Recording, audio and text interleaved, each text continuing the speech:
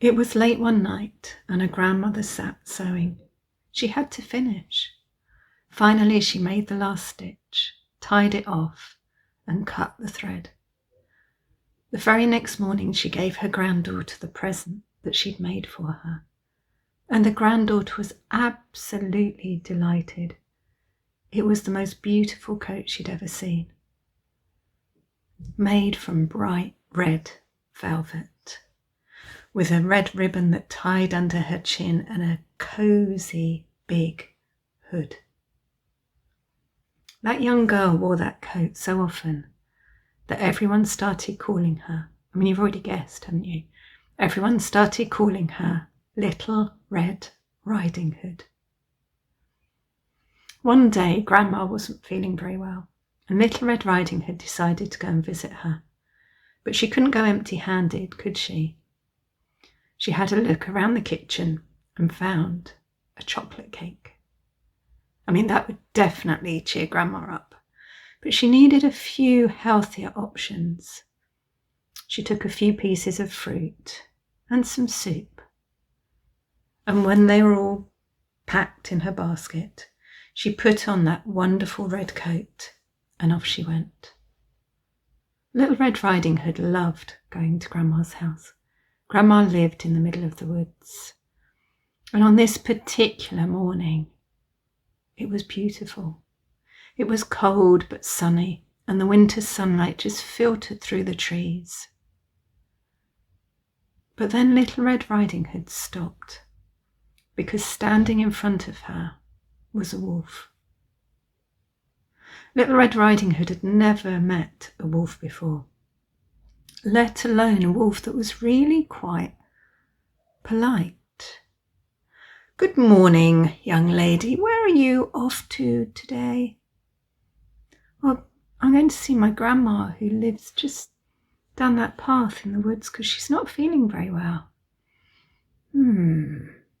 Oh, the wolf was scheming.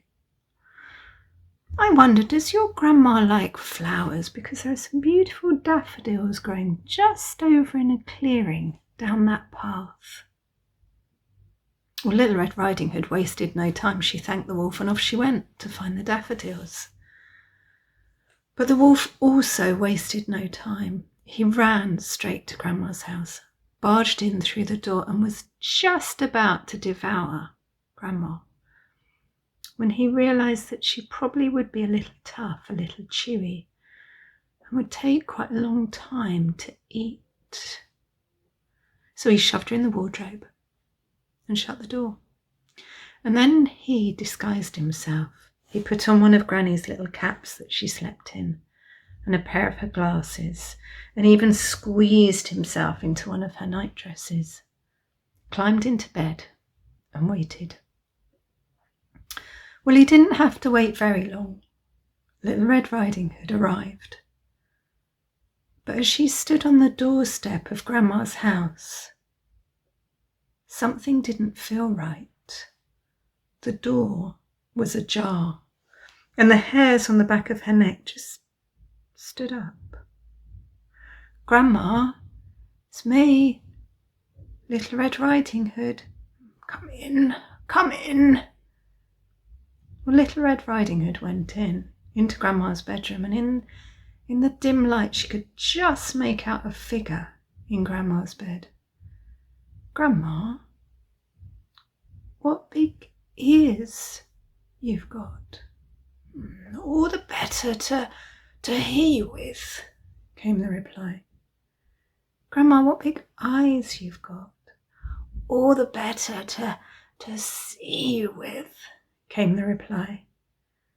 "Grandma, what big hands you've got, and are they furry?" "Oh, all the better to cuddle you with. Come closer, come closer." "Grandma, what big teeth you've got." "All the better to eat you with." And with that, the wolf sprang out of bed and lunged towards Little Red Riding Hood. But she was quicker. She picked up the basket and she clonked the wolf on the head. Well, that was the end of the Big Bad Wolf. But that's not the end of our story, because we need to know how Grandma is. Well, Little Red Riding Hood found her in the wardrobe.